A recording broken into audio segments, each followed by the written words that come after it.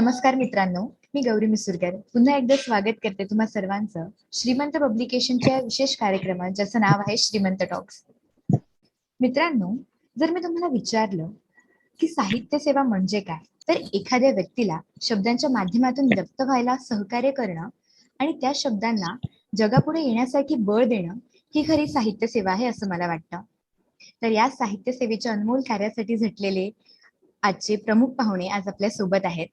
चला तर मग आज आपण भेटणार आहोत अखिल भारतीय मराठी साहित्य परिषदेच्या मंडणगड विभागाचे अध्यक्ष शंकर सूद श्री संदीप तोडकर सरांशी.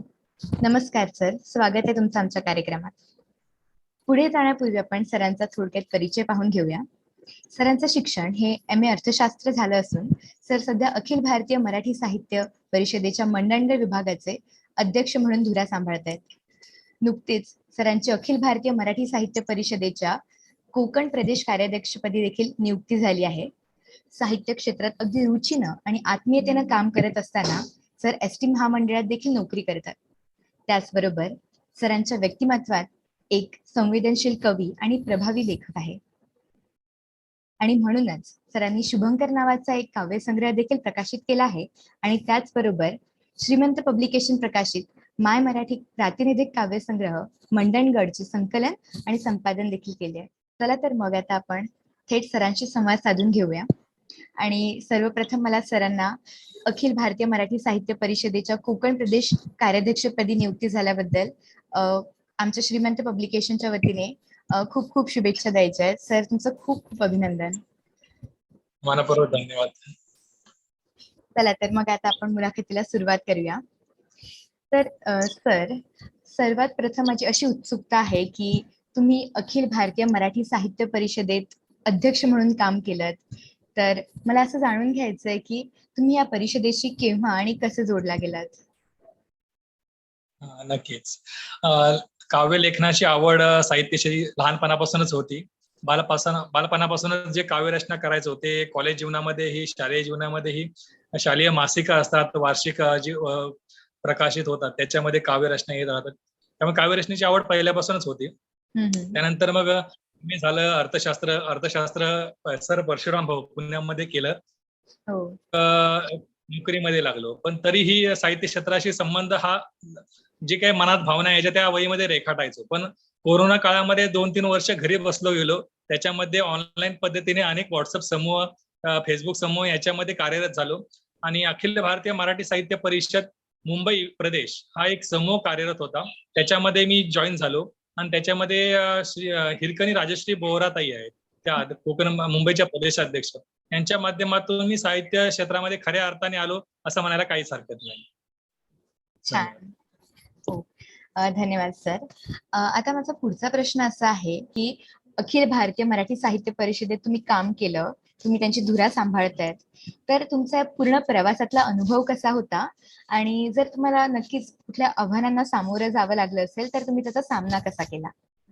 अखिल भारतीय मराठी साहित्य परिषदेमध्ये खऱ्या अर्थाने काव्य लेखनाची सुरुवात मुंबई प्रदेशमध्ये झाली, पण साहित्य परिषदेमध्ये एक कार्यकर्ता किंवा एक पदाधिकारी म्हणून संधी मला सन्माननीय डॉक्टर अ.ना. रसनकुटे सर यांनी दिली.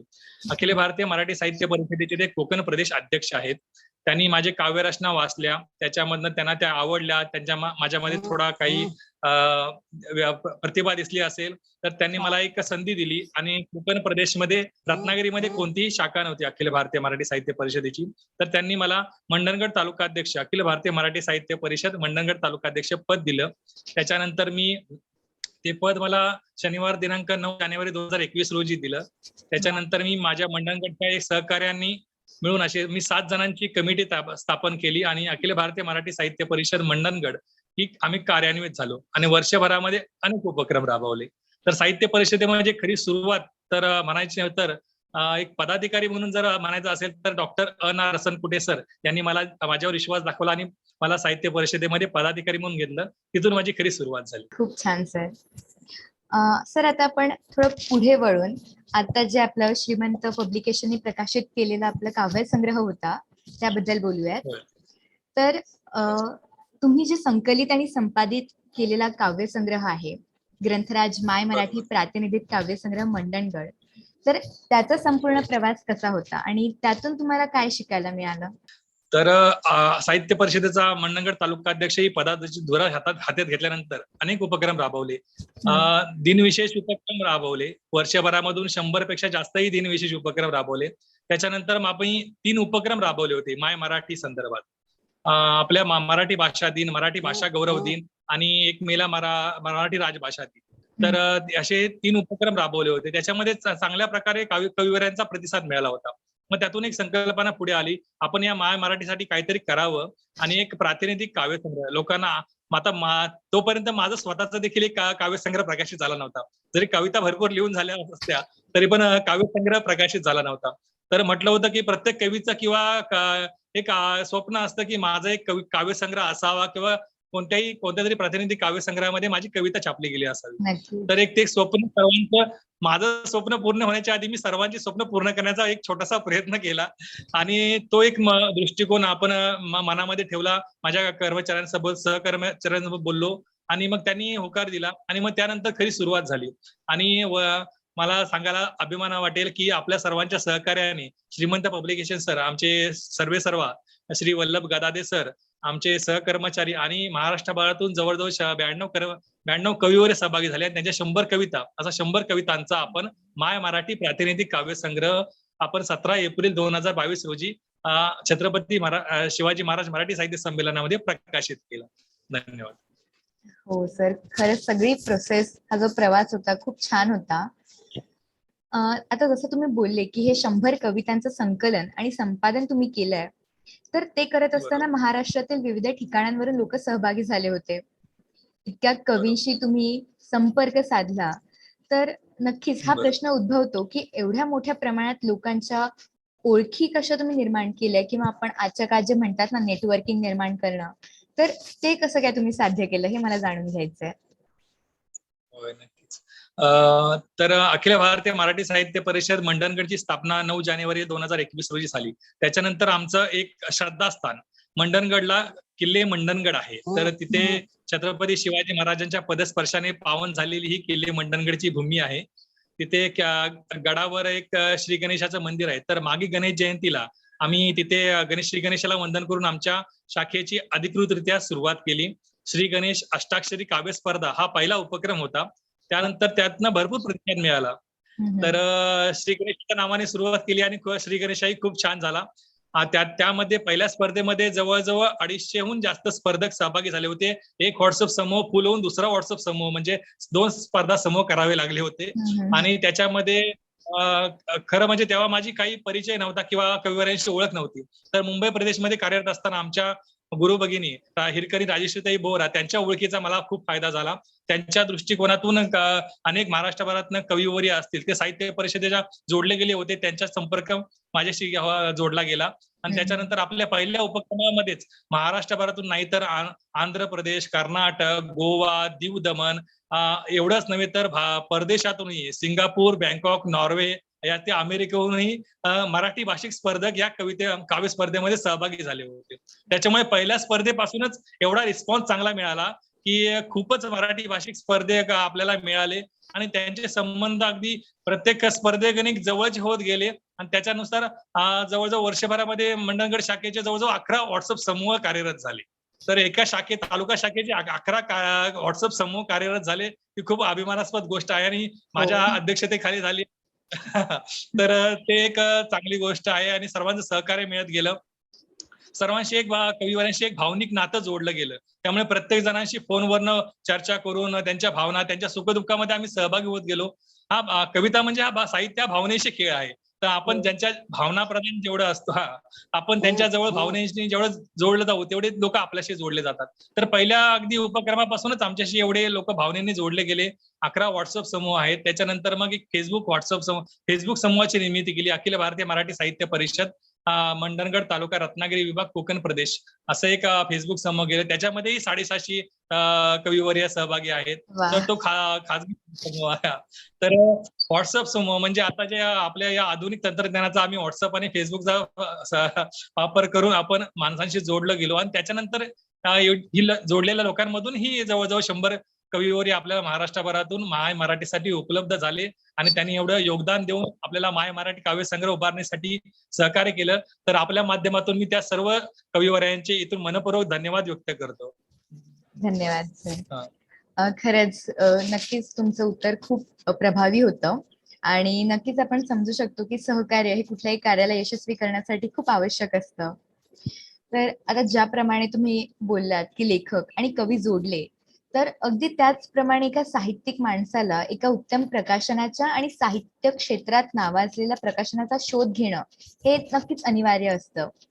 तर मग तुम्ही याबद्दलच्या म्हणजे याबद्दल तुमच्या बाबतीत काय घडलं आणि ते कसं घडलं, तर त्याबद्दल काय सांगाल? नक्कीच. तर आपले स्वप्न प्रत्यक्षात स्वप्न बघणं एक वेगळी गोष्ट असते आणि प्रत्यक्षात उतरवणं ही वेगळी गोष्ट असते. कारण स्वप्न पाहायला काही पैसे खर्च करावे लागत नाहीत, पण ते प्रत्यक्षात उतरावायला खूप धावपळ करावी लागते आणि आर्थिकची बाब येते. तर काव्यसंग्रह प्रकाशित करणं, तर यासाठी आर्थिकची बाब आली. स्वप्न तर खूप मोठी, पण ते प्रत्यक्षात उतरवण्यासाठी एक आर्थिक पाठबळ लागतं, सर्वांचं सहकार्य लागतं. तर त्या संदर्भात आम्हाला आमचे श्रीमंत पब्लिकेशनचे सर्वेसर्वा श्री वल्लभ गदादे सर यांनी खूप सहकार्य केलं. तर त्यांचे मी मनपूर्वक आपल्या माध्यमातून धन्यवाद व्यक्त करतो. कारण त्यांनी खूपच सहकार्य केलं. कारण माझा हा पहिलाच उपक्रम होता. मला काही अनुभव नव्हता या क्षेत्रामध्ये, प्रकाशनाच्या क्षेत्रामध्ये. किंबहुना माझा स्वतःचा काही काव्यसंग्रह प्रकाशित झाला नव्हता. आता माझा स्वतःचा एक काव्यसंग्रह शुभंकर म्हणून प्रकाशित झालेला आहे. तर माझा काव्यसंग्रह प्रकाशित व्हायच्या आधी माय मराठी हा प्रातिनिधिक काव्यसंग्रह प्रकाशित करण्याची सुवर्ण संधी गदादे सरांमुळे मला मिळाली. तर मी त्यांचे मनपूर्वक धन्यवाद व्यक्त करतो. कारण 100 कवितांचा माझा एक कविता संग्रह प्रकाशित केला, तर 50 कवितांचा काव्यसंग्रह प्रकाशित केला. मात्र 100 कवितांचा महाराष्ट्रभरातल्या माय मराठी हा काव्यसंग्रह आपण आपल्या माध्यमातून प्रकाशित केला. तर आर्थिकची बाब होती. तर सर्व कविवर्यांनी सहकार्य केलं. श्रीमंत गदादे सरांनी खूप सहकार्य केलं की ना नफा ना तोटा, त्याच्या या बेसिसवर त्यांनी आपण कार्य करू असं म्हणले आणि त्यांनी खूप छान सहकार्य केलं.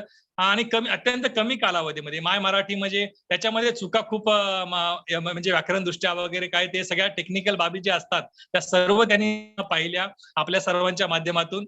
आणि ते खूप छान म्हणजे जवळजवळ 27 तारखेला मी कदाचित 27 मार्चला त्यांच्याकडे सर्व सुपूर्द केलं आणि त्यांनी मला 15 एप्रिल पर्यंत सर्व दिलं. म्हणजे जवळजवळ महिनाभराच्या कालावधीच्या आधी त्यांनी मला हा माय मराठी काव्यसंग्रह अगदी तयार करून हातात दिला. तर त्यांचे मनपूर्वक धन्यवाद. त्यांचं विशेष योगदान समजतो की प्रकाशनाच्या एक प्रकाशक कसा असावा. सुरुवातीलाच आम्हाला एक श्रीमंत प्रकाशक मिळाला आणि खऱ्या अर्थाने श्रीमंत. तर मनाने श्रीमंत आणि स्वभावाने श्रीमंत असा एक श्रीमंत प्रकाशक मिळाला. तर खरंच मी त्या परमेश्वराचे धन्यवाद व्यक्त करतो की आपले विचार चांगले असले तर आपल्याशी चांगले माणसं जोडली जातात. याचा अनुभव हा माय मराठी मधून आला. तर मला श्रीमंत पब्लिकेशनचा नंबर आमचे असेच कविवर्य आमच्या समूहामध्ये सहभागी असतात. तर ते रोह्याचे आहेत. श्री नंदकुमार मरवडे सर यांचा विशेष उल्लेख करतो मी इथे. कारण त्यांच्या माध्यमातून श्रीमंत पब्लिकेशनचा नंबर मिळाला. त्यांच्याशी संपर्क साधला गेला. सरांशी अगदी लहान मुलांना कशा चुका विचारतात मी, तसं त्यांना प्रत्येक गोष्टी मी विचारत होतो. जवळजवळ तासभर 2 तास त्यांच्याशी चर्चा व्हायची. त्याच्यानंतर मग सरांनी सांगितलं, सर माझा हा पहिला आहे, मी तुमच्यावर पूर्ण विश्वास टाकतो आणि त्या विश्वासाला तुम्ही कुठेही तडा जाऊन देऊ नका. तर त्यांनी तो विश्वास अगदी खरा उतरवला आणि 15 एप्रिलला माझ्या हातात माय मराठी प्रातिनिधिक काव्यसंग्रह दिला आणि 17 एप्रिलला आपण त्याचं प्रकाशन एक राज्यस्तरीय संमेलनामध्ये केलं. तर खरंच माय मराठी या मराठी भाषेचा ऋणातून थोडं कणभर का होईना उतरावी होण्याची संधी दिली. तर त्याबद्दल मी श्रीमंत प्रकाशनचे खरंच मनपूर्वक धन्यवाद व्यक्त करतो. तर तुमच्या अनमोल शब्दांसाठी श्रीमंत पब्लिकेशनच्या वतीने मी तुमचं खूप खूप धन्यवाद करते. आणि जसं तुम्ही सांगितलं की श्रीमंत पब्लिकेशन सारखी एका खऱ्या अर्थाने साहित्य क्षेत्रात भाषेच्या संवर्धनासाठी काम करणारी जी प्रकाशन संस्था आहे आणि एवढ्या साऱ्या उत्साही कवींचा त्याचबरोबर अनुभवी लेखकांचा लवाजमा भक्कमपणे पाठीशी उभा आहे, तर यापुढे नेमकी तुमची वाटचाल कशी असणार आहे हे आमच्या प्रेक्षकांना आणि वाचकांना नक्कीच जाणून घ्यायला आवडेल. तर त्याबद्दल काय सांगाल? नक्कीच. आता ही सुरुवात म्हणायला लागेल. आता वाटचाल स्वप्न खूप मोठी आहेत, पण प्रत्यक्षात उतरवण्यासाठी थोडा बहुत वेळ जाईल. तर अजून आगामी एक 3 प्रातिनिधिक काव्यसंग्रह करण्याचा माझा मानस आहे. तर आता हे स्वातंत्र्याचा अमृत महोत्सव चालू आहे. सध्या स्वातंत्र्याचा 75 वर्ष पूर्ण झालेली आहेत. तर स्वातंत्र्याच्या अमृत महोत्सवानिमित्त मातृभूमी हा प्रातिनिधिक काव्यसंग्रह करण्याचा मानस आहे. तसेच आता या वर्षामध्ये दोन एक स्त्री शक्ती म्हणजे भारतरत्न गान कोकिळा लता दिदी, तसेच आपल्या अनाथांची माय सिंधुताई सपकाळ यांचे देहावसन झालेले आहे. तर त्यांना एक भावपूर्ण श्रद्धांजली म्हणून प्रतिनिधी काव्यसंग्रह काढण्याचं मनामध्ये आहे. तर असे 3 एक उपक्रम माझ्या मनामध्ये आहे. सर, नक्कीच तुमच्यासारखं व्यासंगी व बहुआयामी व्यक्तिमत्व आज आम्हाला आमच्या कार्यक्रमात लाभलं, हे खरं तर आमचंच भाग्य.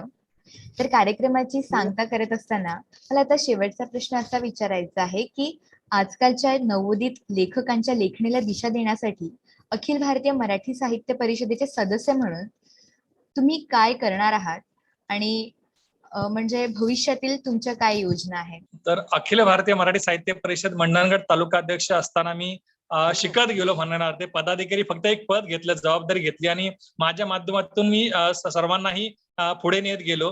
आता तर त्या कर्तव्यामध्ये कदाचित माझ्याकडनं खूप छान काम केलं गेलं असणार. त्यामुळे साहित्य परिषदेने मला कोकण प्रदेश अध्यक्ष म्हणजे रत्नागिरी, रायगड, सिंधुदुर्ग इतक्या हे जिल्ह्यांचा कार्याध्यक्ष म्हणून नियुक्ती केलेली आहे. तर या जिल्ह्यांमध्ये साहित्य परिषदेचा कार्याचा प्रचार प्रसार तसेच लोकांमध्ये आता सध्या इंग्रजीची आवड जास्त झालेली आहे. तर आपल्या मातृभूमीशी आपल्या माय मराठीशी नाळ जोडण्याचं काम हे हाती घेणार आहे. आणि अगदी लहानपणापासून मी मंडणगड तालुक्याचा पण एक कार्यक्रम घेतला होता की गाव तेथे शाळा, शाळा तेथे बाल सारस्वत, असा अगदी लहानपणापासून त्याच्यामध्ये साहित्याची मुळं रुजली गेली पाहिजेत, असं माझा विचार आहे. तर त्या दृष्टीने मी कार्यरत होणार आहे आणि हे साहित्य परिषदेचं काम माझ्या दृष्टीने मी चालूच ठेवणार आहे आपल्या सर्वांच्या सहकार्याने. धन्यवाद. वाव, खूप छान सर. सर, आणि आता माझा शेवटचा प्रश्न असा आहे की म्हणजे ह्या सगळा प्रवास तुमचा हा आव्हानात्मक तसेच आनंददायी होता. तर यातून तुमची काय शिकवण होती, म्हणजे तुम्हाला काय शिकवण भेटली आणि त्यातून तुम्ही पुढे कसे आलात?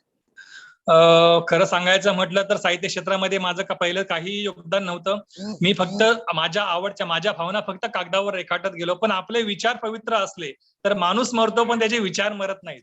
तर आपले विचार चांगले असले तर आपल्या विचारांचा प्रभाव इतरांवर होतो आणि आपल्याशी चांगली माणसं जोडली जातात. त्याच्यानंतर चांगल्या साहित्याची निर्मिती होते, चांगल्या एका क्षेत्रामध्ये आपण कार्यरत होतो आणि एक नावारूपाला येतो. तसेच आपल्या माध्यमातून आपल्या मातृभूमीची सेवा घडण्याचं कार्य आपण करतो. तर तेच महत्वाचं आहे असं मला वाटतं. मी मंडणगडचं नाव आता हे डोंगराळ प्रदेश आहे, रत्नागिरीचा दुर्गम भाग म्हणून मंडणगड तालुका ओळखला जातो. चारही साईडना सह्याद्रीच्या डोंगराळ प्रदेशामध्ये आमचा तालुका आहे. खूप सोयी सुविधा नाही तरी पण एक चांगल्या प्रकारे राहतो आम्ही. तर याच्यामध्ये साहित्य क्षेत्रामध्ये इथे लोकांना काही आवड होती, म्हणजे लोकांना आवड असते पण त्यांना व्यासपीठ मिळत नाही. तर व्यासपीठ देण्याचं लोकांना मध्ये आवड असते, प्रत्येक जण लिहितो, काही ना काहीतरी गुणगणत असतो. तर ते कागदावर उतरवून ते लोकांसमोर सादर करण्याचं, ती प्रतिभा लोकांसमोर आणण्याचं काम आम्ही करणार आहोत. आणि ते काम करण्यासाठी मी वर्षभरामध्ये कार्यरत राहिलो. आता एक राज्यस्तरीय संमेलन मंडणगडमध्ये आता आज तागायत साहित्य संमेलन राज्यस्तरीय सोडा, एक साधं काव्य संमेलनही झालं नव्हतं किंवा साहित्य संमेलन झालं नव्हतं. तर एक मंडणगडच्या अशा दुर्गम भागामध्ये मी मोठेपणा सांगत नाही, पण आपल्या सर्वांच्या सहकार्याने तर आपण एक राज्यस्तरीय साहित्य संमेलन घेतलं आणि छत्रपती शिवाजी महाराजांच्या पदस्पर्शाने पावन झालेली भूमी म्हणून छत्रपती शिवाजी महाराजांच्या नावाने आपण छत्रपती शिवाजी महाराज मराठी साहित्य संमेलन मंडणगड असं घेतलं आणि त्याला लोकांना छान प्रतिसाद मिळाला. राज्यभरातून कविवर इथं आले होते. तर मला सर्वांना असं सांगायचं की एक चांगला विचार धरून चाला तुम्ही. आपलं साहित्य क्षेत्रात आपली आवड जी असते ती पुढे आणा. प्रत्येक जणांना अशा आपला जो लाजाळूपणा असतो की बा मी कसा बोलू, काय बोलू, इतरांसमोर कसं सादर करू, तो लाजाळूपणाला थोडे बहुत कुठेतरी आवर घाला आणि त्याच्यावर आता म्हणतात ना की भीतीच्या पुढे जीत आहे. तर ती भीती जी मनामध्ये असते, भीतीच्या पुढे आपले विजय असतो. तर ती भीती जी मनामध्ये असते ती स्वतःच्या उरामध्ये ठेवा आणि आपला जे साहस आहे ते लोकांसमोर प्रगट करा, आपल्या भावना लोकांपर्यंत पोहोचवायला शिका. तर तेच आमचा मेन उद्देश आहे. त्या उद्देश धरूनच मी कार्य करणार आहे. धन्यवाद. धन्यवाद सर. नक्कीच तुमचे हे जे शब्द आहेत ते नवीन लेखकांना आणि कवींना दिशा देणारे ठरतील याबाबत काही शंका नाही. आणि आज तुमच्याशी संवाद साधून खरंच तुमच्याकडून खूप काही शिकायला मिळालं मला आणि प्रेक्षकांना देखील. आणि तुम्ही तुमचा एवढा अनमोल वेळ आम्हाला दिला, आमच्याशी संवाद साधला, त्याबद्दल तुमचं मनःपूर्वक आभार.